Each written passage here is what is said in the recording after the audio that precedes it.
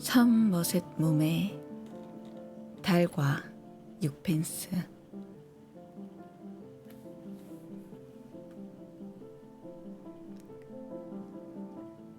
블랑시의 슬픈 매장을 끝마치고 나와 헤어지자 스트로브는 무거운 마음으로 자기 집을 찾아 들어갔다.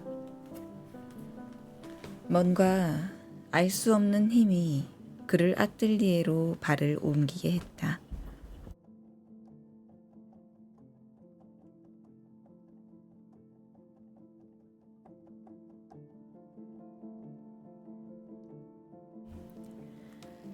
막연한 자학적 욕망에 쫓기면서도 눈앞에서 기다리고 있는 고민을 생각하면 역시 두려움에 마음을 떨렸다.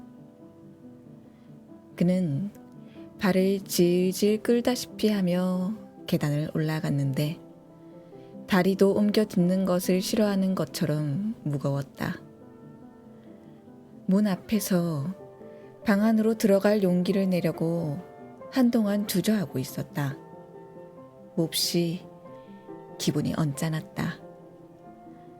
당장이라도 계단을 뛰어내려가 나를 불러 함께 들어가자고 부탁하고 싶은 충동을 느꼈다. 누군가가 아틀리에 안에 있는 것 같은 기분이 들었다. 그간에 그는 그 계단을 뛰어 올라갔다는 이 계단을 뛰어 올라왔다가는 이 층계참에 서서 가쁜 숨을 돌리던 일이 자주 있었는데 모처럼 가라앉힌 마음도 블랑시를 만나고 싶은 초조함 때문에 금방 허물어져 버렸던 그 어리석음이 떠올랐다. 그녀를 만나는 일은 언제나 신선한 기쁨이었다. 불과 1시간 남짓 집을 비웠을 뿐인데 마치 한 달이나 헤어져 있던 것처럼 재회의 기대에 가슴이 설레곤 했던 것이다. 문득 그는 아내가 죽었다는 일이 믿어지지 않았다. 지금까지의 일은 하나의 꿈, 무서운 꿈에 지나지 않는다고 밖에 생각할 수 없었다. 열쇠를 돌리고 문을 열면 그곳에는 아내가 늘 그가 그토록 칭찬했던 샤르댕의 식전의 기도에 나오는 여인과도 같은 다소곳한 자태로 테이블에 기대어 앉아 있을 것만 같았다.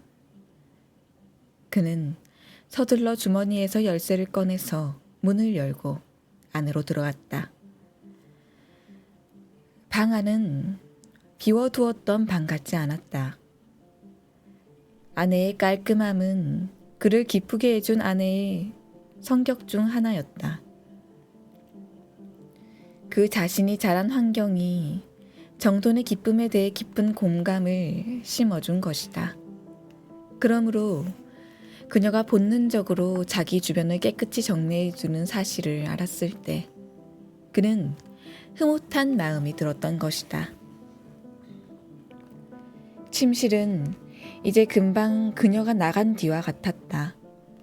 화잔대 위에는 빗을 사이에 두고 2개의 브러쉬가 가지런히 놓여 있고 그 아뜰리에에서 마지막 밤을 지낸 침대는 누군가가 깨끗이 치워놓았으며 나이트 가운도 작은 상자에 넣어 머리맡에 놓아두었다. 그녀가 다시는 이 방에 돌아오지 않으리라는 것을 도저히 믿을 수 없는 일이었다. 그는 목이 말라서 물을 마시러 부엌으로 갔다. 그 곳도 또한 깨끗이 치워져 있었다. 선반 위에는 스트리그랜드와 싸움을 한 날 저녁, 그 저녁 식사 때 쓴 접시가 놓여 있었다. 다 깨끗이 씻어놓은 것이다. 나이프와 포크는 서랍에 들어있고 덮개 밑에는 치즈 한쪽이 남아있고 깡통 속에는 먹다 남은 굳은 빵이 한 조각 들어있었다. 그날 필요한 물건을 꼭 하루치만 마련하여 다음 날까지 남기지 않는 것이 그녀의 습관이었다. 경찰의 조사에 의하면 스트릭랜드는 저녁을 마친 다음 곧 집을 나갔다는 것이었다. 집을 나갔다는 것이다. 그래도 그녀가 여느 때처럼 빨래를 한 것을 알자 그는 소름 끼치는 두려움을 느꼈다. 그녀의 이러한 꼼꼼하고 빈틈없는 점으로 보아 그 자살이 일시적인 흥분에서 온 일이 아니라 신중히 생각한 끝에 취한 행동이라는 것을 알았다. 갑자기 무서운 고뇌가 치솟아 올라왔다. 두 무릎에 힘이 빠져 자칫하다가는 넘어질 뻔했다. 그는 침실로 돌아가 침대에 몸을 던지곤 큰 소리로 그녀의 이름을 불렀다.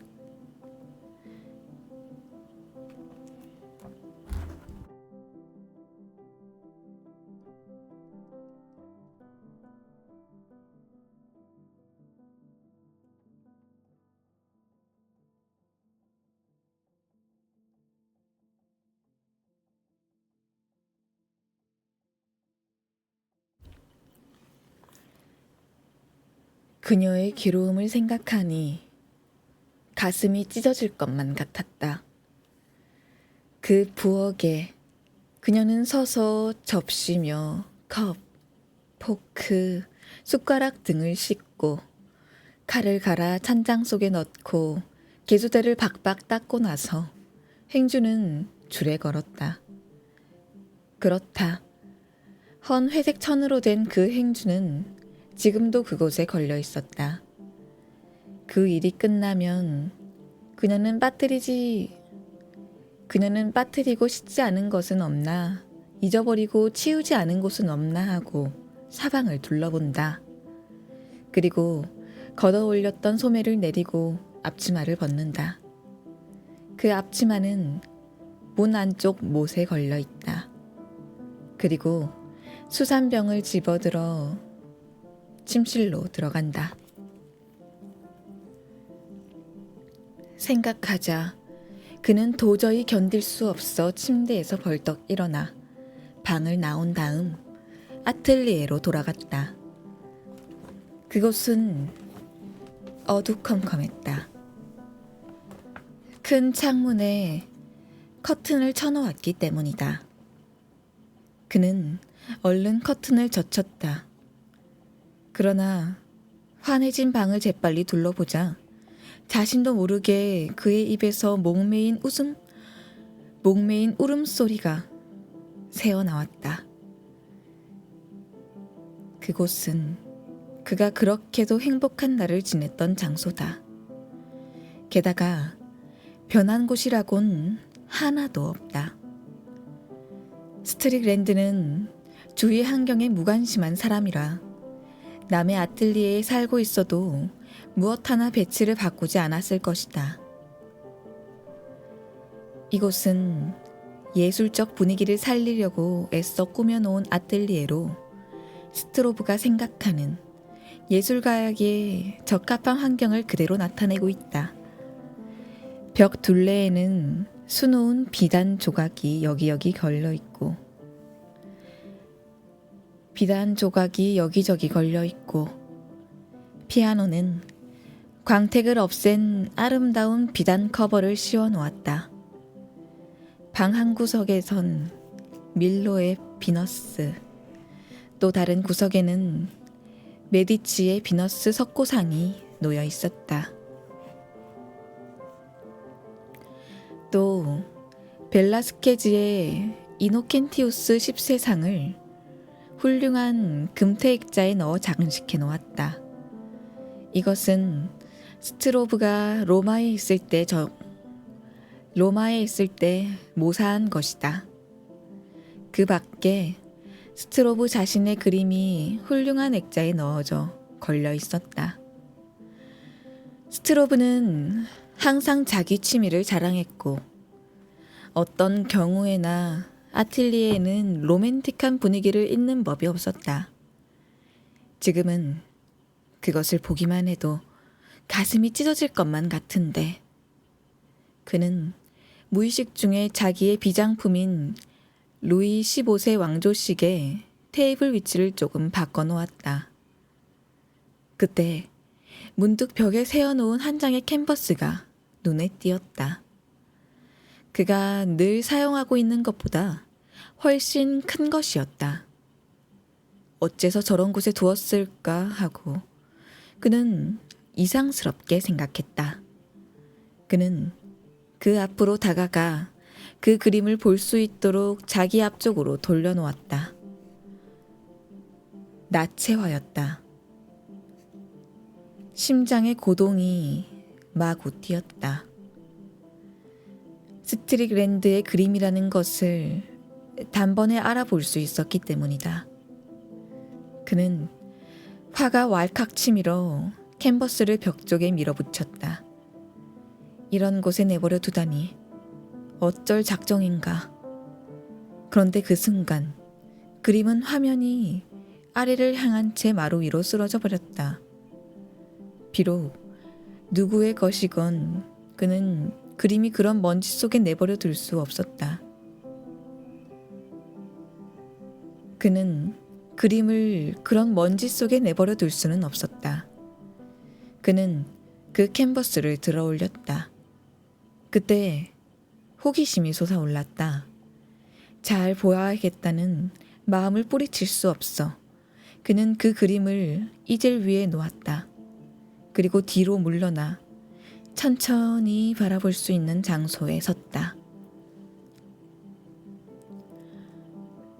그는 저도 모르게 숨을 삼켰다. 한 여자가 소파에 누워있는 그림이다. 한쪽 팔은 베개 삼아 베고 또 한쪽 팔은 몸 위로 뻗고 있었다. 한쪽 무릎은 세우고 한쪽 다리는 곧바로 뻗고 있었다. 고전적인 포즈다. 그는 현기증을 느꼈다. 그것은 블랑시였다. 슬픔과 질투와 분노가 왈칵 솟아올랐다. 그는 쉰 목소리로 소리쳤다. 그러나 그 소리는 입 밖으로 나오지는 않았다. 그는 두 주먹을 불끈 쥐고 보이지 않는 적을 향해 위협이라도 하는 듯 휘둘렀다. 있는 힘을 다해 소리를 질렀다. 꼭 미친 것만 같았다. 그로선 더 이상 참을 수가 없었다. 너무하다. 무슨 연장이라도 없나 하고 뒤집힌 눈초리로 사방을 둘러보았다. 이 그림을 발기발기 찢어버리자. 이런 것은 단 1분 동안도 더 내버려 둘 수는 없다. 그러나 공교롭게도 칼이 보이지 않았다. 그림 도구를 들추어 보았으나 웬일인지 이렇다 할 만한 것이 전혀 보이지 않았다. 완전히 광란 상태였다. 가까스로 큰 그림 글귀 주걱을 찾아냈다. 그는 환성을 지르고 그것을 집어들었다. 그리고 단검이라도 뽑아든 것처럼 그림을 향해 돌진해 갔다. 이 이야기를 하면서도 스트로브는 그 일이 있었을 때나 다름이 없이 흥분해 있었다. 그는 우리 둘이 마주 앉아 있는 식탁 위에서 칼을 움켜쥐곤 마구 휘둘러댔다. 금방이라도 덤벼들 것 같처럼 팔을 치켜들었으나 갑자기 손바닥을 펴고 칼을 마룻바닥 위에 떨어뜨렸다. 그는 경련하는 듯한 웃음을 띠고 나를 쳐다보더니 다시는 아무 말도 하지 않았다. 얘기 계속하게. 나는 말했다. 왜 그런 마음이 들었는지 나도 몰라. 당장에 그 그림을 뻥 뚫어주려고 했어. 힘껏 내려치려는 순간이었어. 근데 그때 나는 본 거야. 아니, 본 것처럼 생각했던 거야. 봤다니? 뭘? 그 그림을. 그것은 예술품이었어. 나는 손댈 수가 없었어. 무서워진 거야. 스트로브는 또 입을 다물고 말았다. 입을 멍하니 벌리고 그 동그란 푸른 눈알이 튀어나올 듯이 나를 쳐다보았다. 그 그림은 굉장히 훌륭한 기름이었네. 나는 완전히 두려움에 사로잡혔어. 자칫하다간 무서운 죄를 저지를 뻔했네.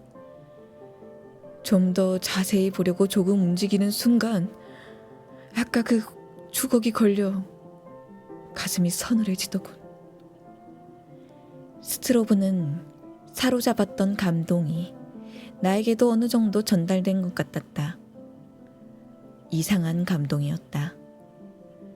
전혀 가치가 다른 세계로 갑자기 끌려간 듯한 기분이었다. 주위에 있는 사물에 대한 인간의 반응이 지금까지 알고 있던 것과는 전혀 다른 새로운 고장에 찾아온 낯선 사람처럼 나는 갈피를 못 잡고 서 있었다.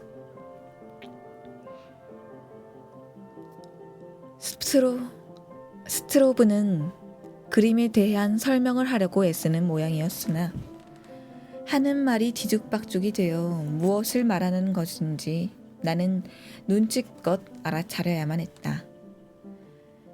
스트릭랜드는 지금까지 자기를 묶어놓았던 인연을 끌어버린 것이다. 그는 발견했다. 그렇다고 해서 흔히 말하는 자기 자신을 발견했다는 것은 아니다. 생각할 수도 없는 힘을 지닌 새로운 영혼을 발견한 것이다. 아주 풍부하고 아주 기묘한 개성을 나타나고 있는 것은 묘선의 대담한 단순함만은 아니었다. 그 육체는 기적적인 무엇인가를 내포한 정열적인 관능으로 그려져 있었다. 그러나 그것은 화법만이 아니었다. 그것은 육체의 무게를 이상하게 느끼게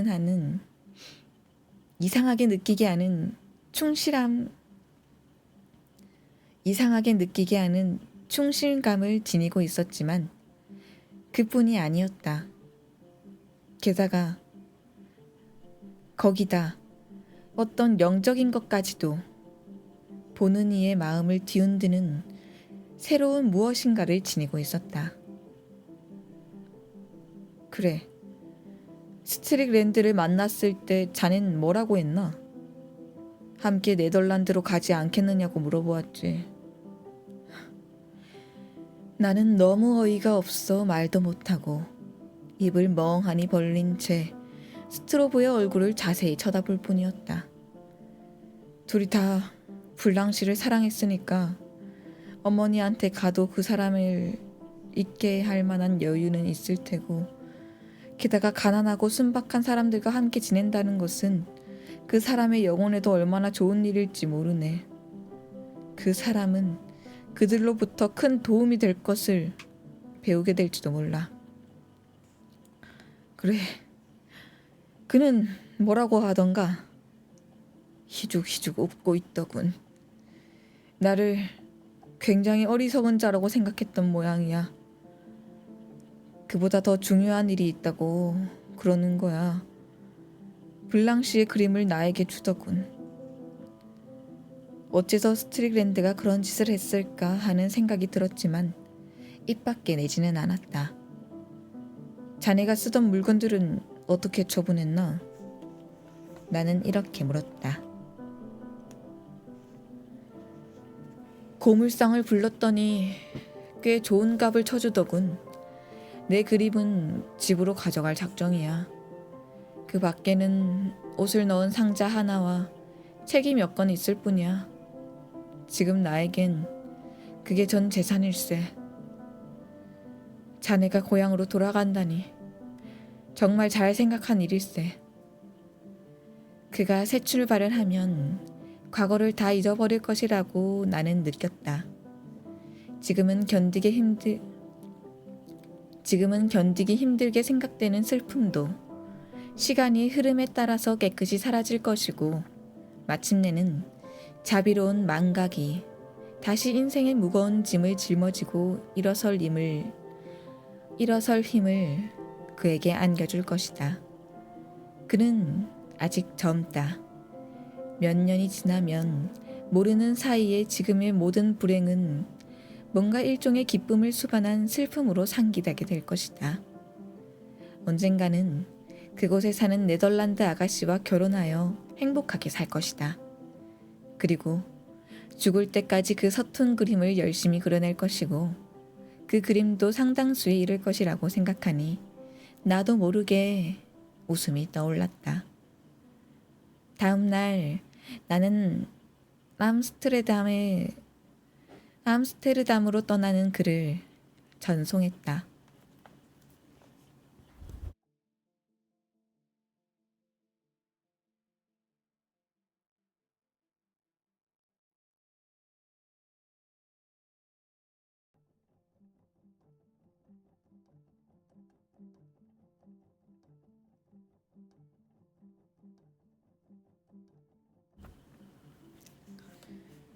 그 뒤 한 달 동안 나는 내 일에 쫓겨 이 비극적인 사건에 관계되었던 사람을 만나본 일이 없었으므로 어느새 마음이 그 일에서 멀어져 버렸다.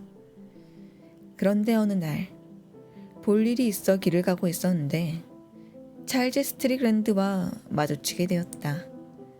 그의 모습을 보자 잊어버릴 수 있으면 잊어버리고 싶었던 그 진절이 나는 사건이 다시 되살아나 혐오감이 울컥 치솟았다. 그렇다고 모르는 채 하는 것도 점잖지 못할 것이라 가볍게 고개를 숙여 보이고 그대로 빨리 지나가려고 했다. 그러나 다음 순간 나는 어깨에 그의 손이 와닿는 것을 느꼈다. 꽤 바쁜 모양이군요. 그는 친근하게 말을 붙여왔다. 상대방이 피하는 듯한 태도를 보이면 오히려 상냥한 태도로 나오는 것이 스트릭랜드의 성품이었다. 나의 인사가 냉담했으므로 이쪽 기분을 확실히 알아차린 모양이었다. 그래요. 나는 묵뚝뚝하게 대답했다. 그럼 당신과 함께 가야겠군. 왜요? 당신과 함께 있는 영광을 누리기 쉽기 위해요. 나는 아무 대답도 하지 않았다. 그는 말 없이 나와 나란히 걷기 시작했다. 이렇게 4분의 1마일가량 걸었을까? 나는 웬일인지 멋쩍은 기분이 들었다. 이윽고 문구점 앞에 다다랐을 때 종이라도 사러 들어가야겠다는 생각이 들었다. 그를 따돌릴 구실도 될 것 같았다. 나는 여기 좀 들러가야겠어요. 그럼 실례합니다. 나는 말했다. 볼 일이 끝날 때까지 여기서 기다리겠소. 나는 어깨를 한번 들썩이곤 그대로 가게 안으로 들어갔다. 그러나 프랑스 종이는 질이 나쁘다는 것이 생각났고 내 계획이 틀어져 버린 바에야 구태여 필요하지도 않은 물건을 사서 짐을 만들 필요는 없다고 생각했다. 그래서 있지도 않은 물건의 이름을 들어 물어보고는 곧 밖으로 나왔다. 원하는 물건은 샀소? 아니요. 우리는 또 말 없이 걸었다. 이윽고 몇 개의 길을 한데 모인 교차점으로 나왔다. 나는 길 옆 돌 위에 서서 이렇게 물었다. 당신은 어느 쪽으로 갈까요? 당신이 가는 쪽으로. 스트릭랜드는 빙그레 웃었다. 나는 집으로 가는 길입니다. 그럼 같이 가서 담배라도 한 대 피우기라도 할까? 이쪽에서 오라는 말이 나올 때까지는 기다리는 게 원칙 아닐까요? 그야 그럴 가망이 있다면 기다리지. 저 정면에 있는 흰 벽이 보이십니까? 나는 손가락으로 가리키며 말했다. 보이다 마다. 그럼 내가 당신과 함께 있고 싶지 않다고 내 얼굴에 쓰여 있는 것도 보일 텐데요. 솔직히 말해 짐작은 하고 있었지. 나는 나도 모르게 웃음이 터져 나왔다. 웃음이 나오게 만드는 사람을 아무래도 근본적으로 미워할 수 없는 것이 내 성격의 결점이다. 그러나 나는 마음을 다부지게 먹었다. 정말 정 떨어지는 사람입니다. 당신처럼 이렇게 짐승 같은 사람을 나는 아직 본 일이 없어요. 왜 또 당신은 하필이면 당신이 이처럼 싫어하고 경멸하는 사람과 대면하려고 합니까? 이것 봐요. 당신이 나를 어떻게 생각하건 내가 그런 일을 아랑곳하는 사람인 것 같소? 제기랄. 원래 이쪽 동기가 그다지 칭찬할 만한 것이 못 된다는 것을 알고 있었기 때문에 더욱더 난폭하게 말했다. 나는 당신 같은 사람을 친구로 사귀고 싶지 않아요. 함께 있으면 나쁜 물이 든다고 생각하는 거요? 그 말을 들으니 나는 너무 어이가 없었다. 그가 비웃어가며 곁눈으로 나를 쳐다보고 있다는 것을 알았다. 또 돈이 다 떨어진 모양이죠? 나는 거만하게 말했다. 나도 당신한테서 돈을 빌릴 수 있다고 생각할 정도로 바보는 아니오. 당신도 아첨을 하게 된다면 머지않아 끝장을 보게 될 거요. 그는 희쭉 웃었다. 당신이란 사람은 내가 가끔 좋은 말을 할 수 있는 기회를 주는 한 진심으로 나를 싫어하게 되지는 않을 거요. 나는 웃지 않으려고 입술을 깨물고 있어야 했다. 화가 치미는 일이지만 그가 하는 말은 사실인 것이다. 그리고 나의 성격의 결점이지만 나를 맞상대해주는 사람이라면 아무리 고약한 사람이라도 기꺼이 사귀게 되니 정말 난처한 일이다. 스틸그랜드에 대한 나의 증오도 이쪽에서 단단히 무장하고 덤벼들지 않으면 소리 없이 사라져버릴 것 같았다. 나는 자신의 도덕적인 약점을 알아차렸지만 그에 대한 나의 비난 속에는 이미 일종의 허세가 내포되어 있다는 것도 알았다. 그것도 내가 느낄 정도였으니까. 스틸그랜드의 날카로운 본능이라면 벌써 옛날에 꿰뚫어 보았을 것이다. 틀림없이 속으로 나를 비웃고 있었을 것이다. 그의 말의 마지막으로 나는 어깨를 한번 움츠렸을 뿐 아무 말도 하지 않았다.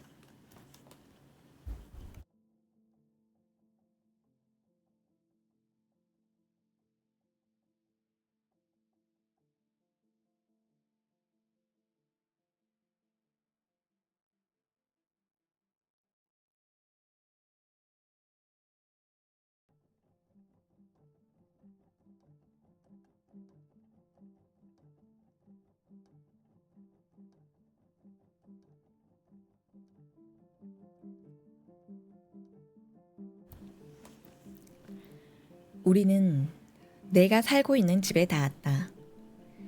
나는 들어오라는 말도 하지 않고 잠자코 계단을 올라갔다. 그는 내 뒤를 따라 올라와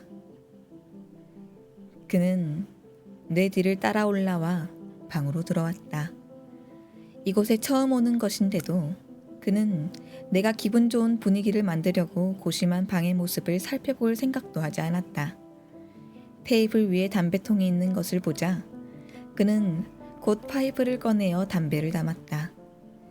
그리고 하고 많은 의자 중에 그것도 팔걸이가 하나밖에 없는 의자를 골라 앉더니 의자 뒷다리에 무게를 싣고 뒤로 넘어갈 것 같은 자세를 취했다. 편히 앉으려면 안락 의자에 앉지 그래요. 나는 초조해하며 말했다. 내가 편하게 앉건 말건 당신이 상관한 문제는 아니잖소. 당신이 걱정이 되어서 하는 소리는 아닙니다. 하고 나도 받아 넘겼다. 다만 내가 보기에 거북해서 그럴 뿐이요. 남이 불편한 의자에 앉아 있는 것을 보면 내가 불안해지거든요. 그는 킬킬 웃더니 움직이려고도 하지 않았다. 그대로 나에겐 시선을 던지는 일도 없이 잠자코 담배만 피우고 있었다. 아마 계속 무엇을 생각하고 있는 모양이었다. 도대체 이 사람은 어째서 여길 따라왔을까? 작가에겐 특이한 인간성에 대해 어쩔 수 없이 강한 흥미를 느끼는 본능이 숨겨져 있는데 그 본능은 도의심 따위로는 받아들일 수 없을 정도의 힘으로 작가의 마음을 사로잡아 버리는 것이다. 내 마음속에는 분명히 스트리그랜드를 미워하는 감정이 있었지만 그와 동시에 그 사람의 동기를 살피고자 하는 냉정한 호기심이 있었던 것도 또한 사실이었다. 아무래도 나로서는 스트리그랜드라는 사람을 알 수 없었다. 나는 무슨 수를 써서라도 그의 마음속을 알아보고자 했다. 그래서 대담하게 메스를 대어보았다. 스트로브의 말로는 당신의 작품 중에서 그의 부인을 그린 것이 가장 걸작이라고 하던데요. 그 말을 듣자 스트리그랜드는 파이프를 입에서 빼더니 환하게 미소를 지었다. 그 그림을 그릴 때는 아주 즐거웠지. 왜 그 그림을 그 사람에게 주었나요?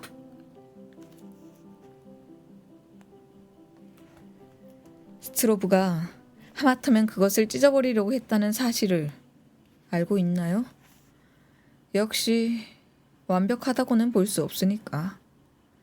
그는 그대로 잠자코 있더니 다시 파이프를 입에서 빼고 싱긋 웃었다. 알고 있어? 그 자가 나를 찾아왔다는 것을. 당신도 그 사람의 말에는 느낀 바가 많이 있었겠죠? 천만에 어리석기 짝이 없는 감상이라고 생각했어. 당신은 그 사람의 일생을 망쳐놓았다는 사실을 잊은 모양이군요. 그는 생각에 잠긴 듯 수염이 난 턱을 쓰다듬고 있었다. 그자는 아주 엉터리 화가요.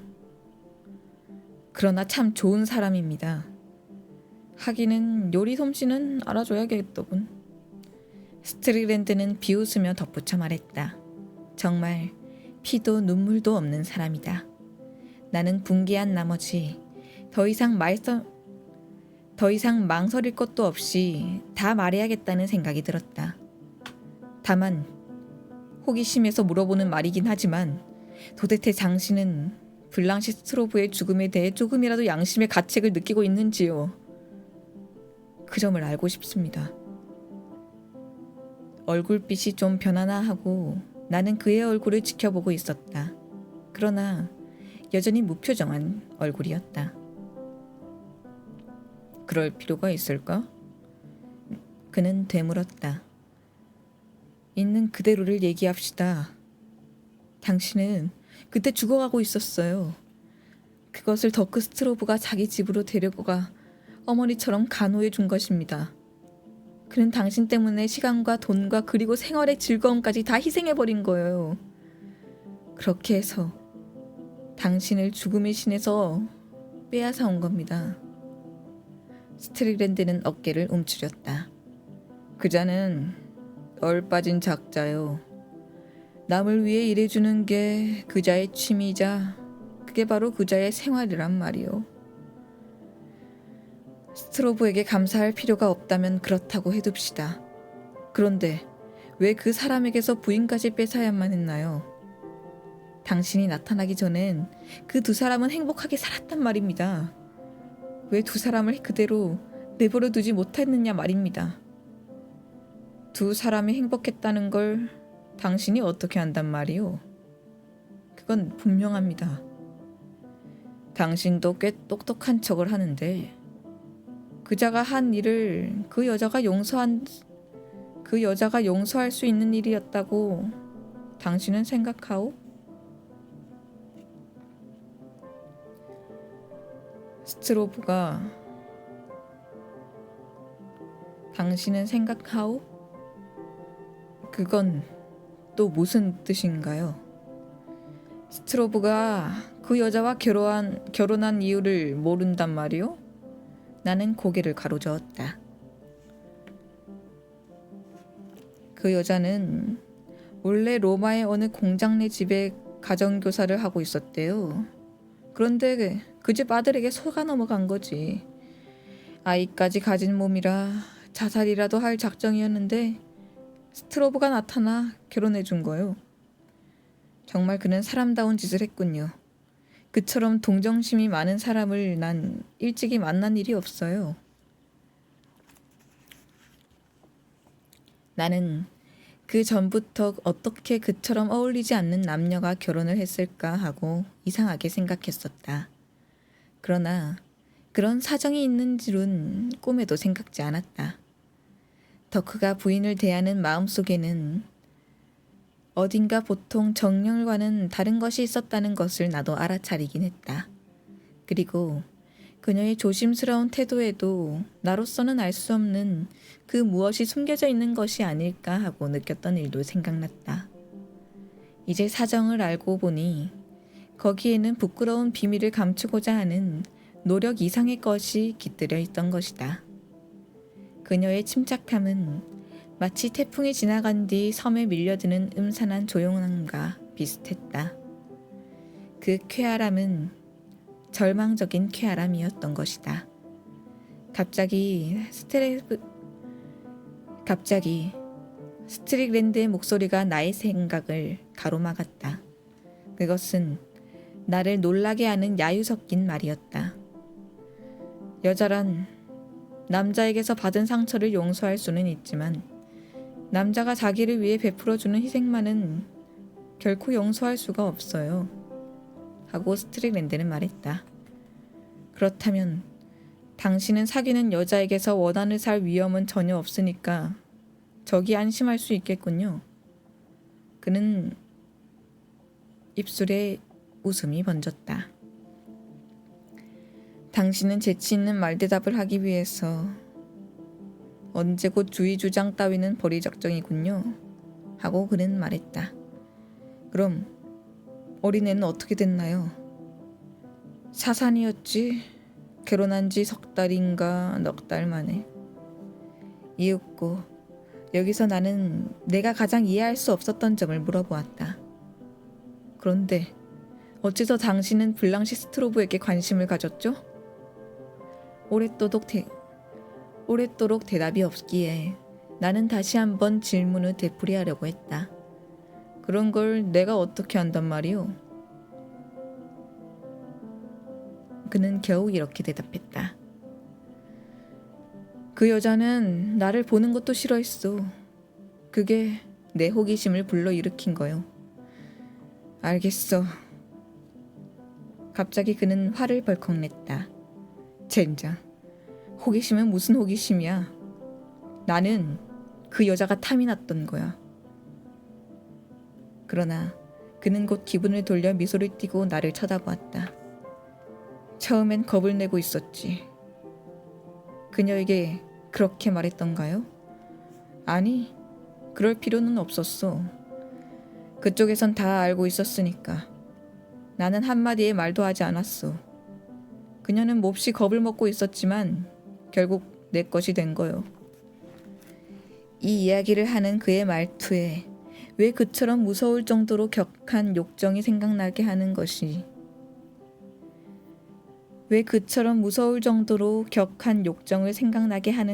있었는지 나도 알 수 없다. 그것은 사람의 마음을 휘젓는 아주 무서운 것이었다. 그의 생활은 이상할 정도로 육체적인 일에서 동떨어져 있으나 그 때문에 때로는 그 육체가 오히려 정신에 무서운 복수를 가하는 것 같았다.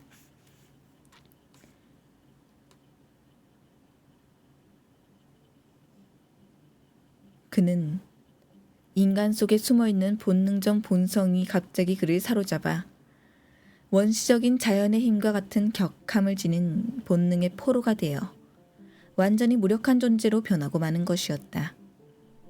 온통 정신을 빼앗긴 상태로 그의 영혼 속에는 분별이나 감사의 마음이 들어앉을 여지가 없어져 버린 것이다. 그러나 아틀리에를 나올 때 어떻게 여자를 함께 데리고 갈 마음이 들었던가요? 하고 나는 물었다. 그럴 작정은 아니었어. 그는 얼굴을 찌푸리고 말했다.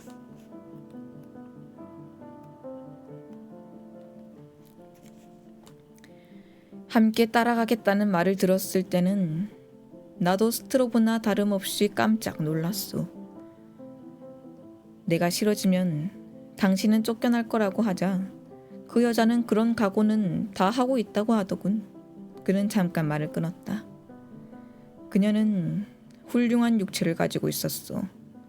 나는 나치아를 그려봐야겠다는 생각을 했지. 그러니까 그 그림이 완성됐을 때는 이미 그 여자에게 흥미가 없어진 거요. 그래도 블랑시는 당신을 진심으로 사랑했던 셈이죠. 그는 갑자기 벌떡 일어나더니 좁은 방 안을 왔다 갔다 하기 시작했다. 나는 연애 따윈 질색이요. 그야 나도 남자니까 때로는 여자가 그리워질 때도 있지.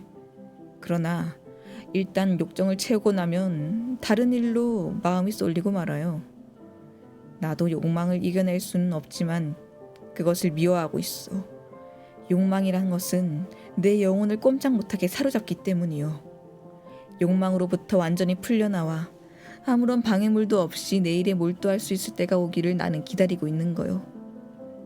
여자들이란 연애밖에 할 줄 모르니까 그걸 터무니없이 중요시한단 말이오. 남자들에게까지 그게 인생의 전부라고 설득하려 드는 거요. 연애란 인생에 있어선 보잘것없는 일부분에 지나지 않는단 말이오.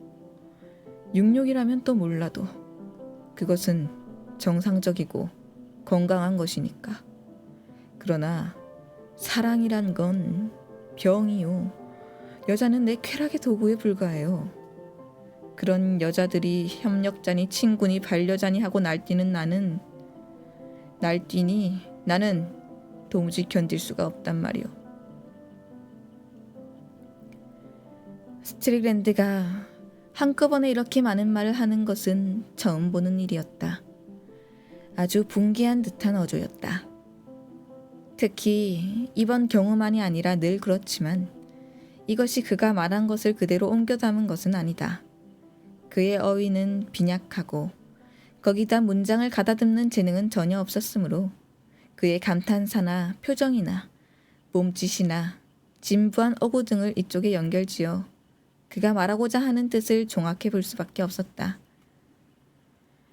당신 같은 사람은 여자가 노예고 남자가 그 노예를 부리던 시대에 태어났더라면 좋을 걸 그랬군요. 하고 나는 말했다. 아니, 나는 극히 정상적인 사람이요. 이렇게 정색을 하고 말하는 데는 나도 웃음이 터져 나올 수밖에 없었다. 그러나 그는 여전히 우리 속에 든 야수처럼 방을 왔다 갔다 하며 말을 계속했다. 어떻게든지 자기 마음을 나타내려고 하는 것 같았지만 제대로 앞뒤가 맞는 설명을 하기가 무척 힘든 모양이었다. 여자들이란 한번 좋아지면 그 상대방 남자의 영혼까지 차지해야 직성이 풀린단 말이오. 왜냐하면 여자는 약하니까 어떻게든지 지배권을 잡으려고 바둥거리는 거지. 그렇게까지 하지 않고는 만족할 수 없는 거요. 여자들의 마음은 좁기 때문에 자기가 이해할 수 없는 추상적인 일은 싫어하지. 물리적인 일에만 마음을 빼앗기고 있기 때문에 정신적인 이상에 대해서는 시기심을 품기 마련이요.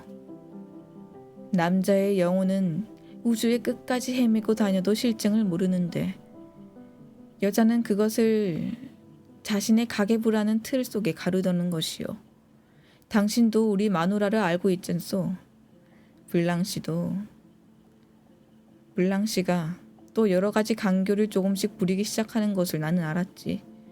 참으로 끈기 있게 올가미를 씌워 나를 묶어놓을 작정이었어. 자기 손으로 나를 끌어내리려고 했던 거요.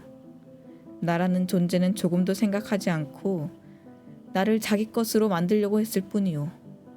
나를 위해 무슨 일이고 기꺼이 해줬지. 나는 한동안 잠자코 있다가 이렇게 말했다. 스트로브한테로 돌아갔더라면 좋았을걸. 그는 초조한 듯이 말했다. 그 녀석은 그 여자가 돌아오기를 목이 빠져라 기다리고 있었을 거니까.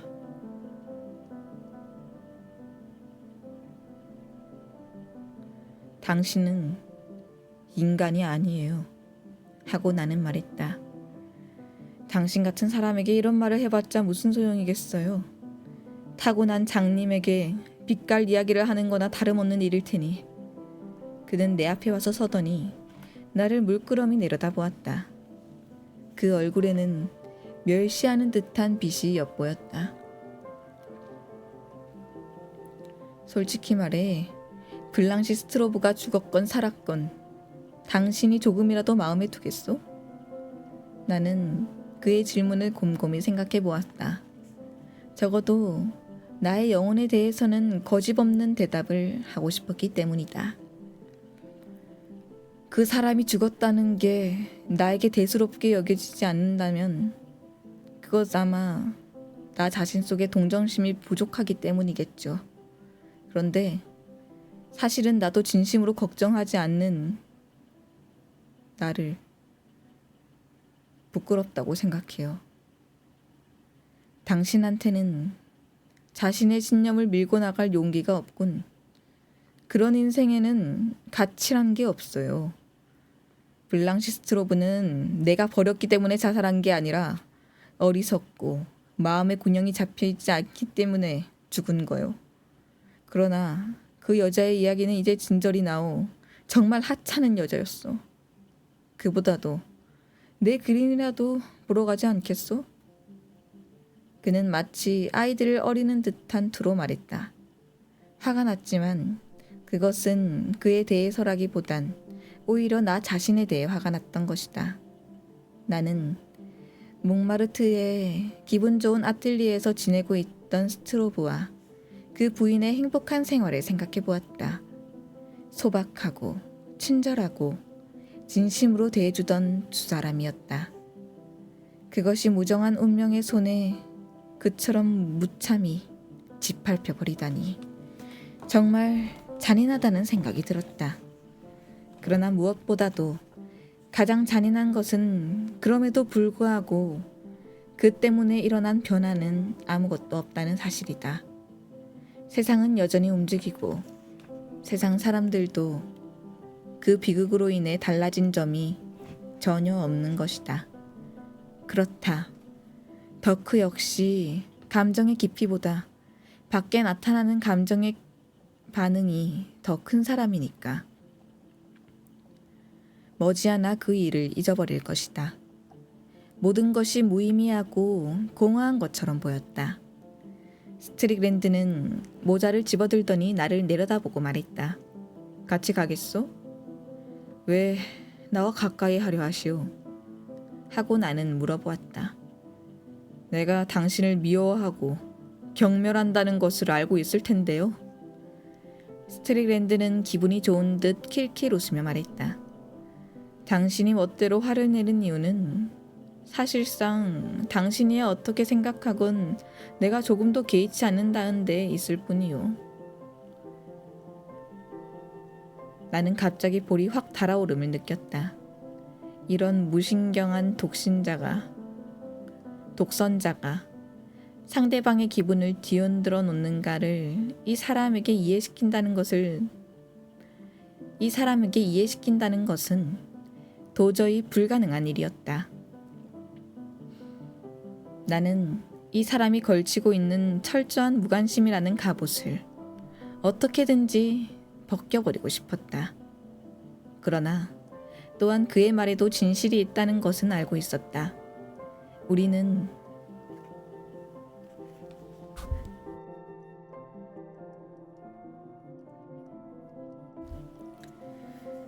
우리는 아마 무의식적이겠지만 타인에게 자신의 의견에 대해 관심을 이끌어낼 때 그 인간에 대한 나의 지배력을 가지게 되는 것이며, 그렇기 때문에 그 같은 영향을 전혀 받지 않는 인간에 대해 미움을 갖게 되는 것이다.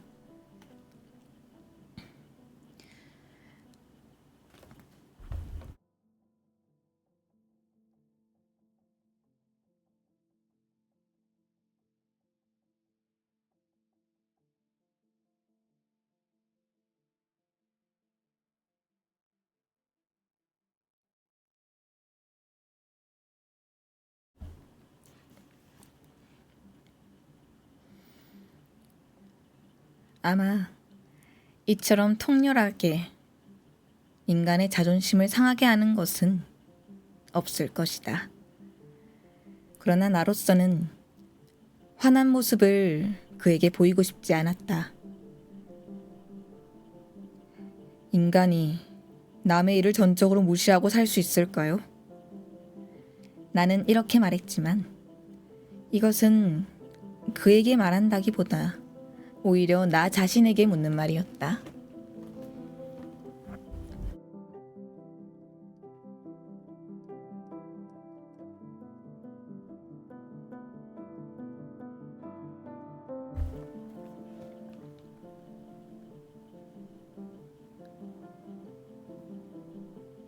당신 역시 살기 위해선 하나에서 10까지 다 남의 신세를 지고 있는 겁니다. 완전히 남을 떠나 자기 혼자 힘으로 살아간다는 것은 있을 수 없는 일이죠. 언제고 병이 들 수도 있는 거고 쇠약해져 늙어버리기도 하겠죠. 그렇게 되면 역시 먼저 알고 지내던 동료들에게도 되돌아갈 수밖에 없을 겁니다. 당신의 마음에도 동정과 위로가 바랄 때가 닥쳐올 텐데, 그럴 때 당신은 부끄럽지 않을까요? 당신은 되지도 않는 일을 하려는 거예요.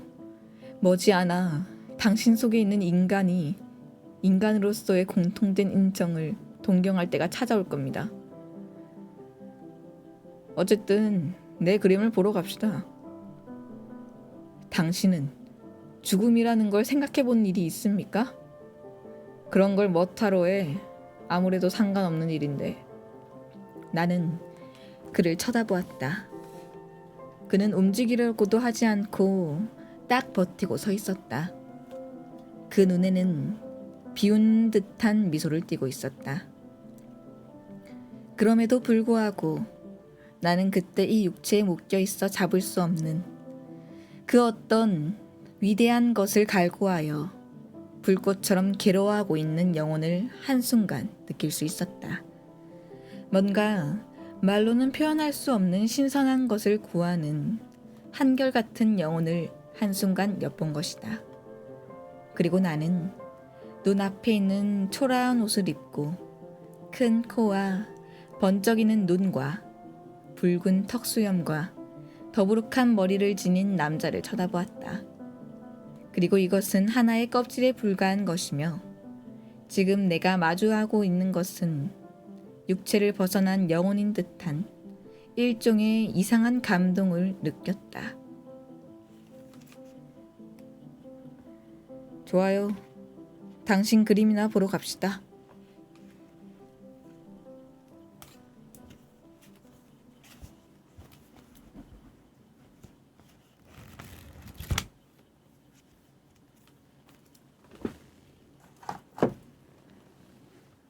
섬머셋 몸에 달과 6펜스. 오늘은 여기까지 읽어드리도록 하겠습니다. 벌써 책의 후반부네요. 오늘도 들어주셔서 감사합니다. 그럼 잘 자요.